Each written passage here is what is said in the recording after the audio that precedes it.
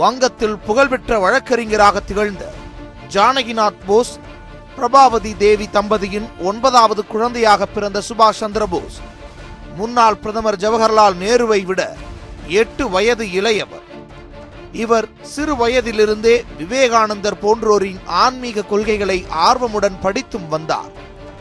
லண்டனுக்கு சென்று ICS படிப்பை பயின்று முதல் வகுப்பில் தேறினார் சுபாஷ் சந்திர போஸ். ICS என்றால் இந்தியாவின் IAS எனப்படும் படிப்பை போன்றது. ஆனால் வெள்ளையர் ஆட்சியில் கலெக்டராக வேலை பார்க்க பிடிக்காமல் ICS பட்டத்தை வாங்காமலேயே இந்தியா திரும்பினார் நேதாஜி.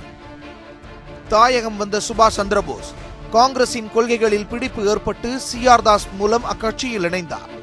அதன் பின்னர் சுபாஷ் சந்திர போஸும் ஜவஹர்லால் நேருவும் நெருங்கிய நண்பர்களாக ஆனார்கள். பின்னர் சுதந்திர போராட்டத்தில் ஈடுபட்ட சுபாஷ் சந்திர போஸ் ஆங்கிலேயர்களால் கைது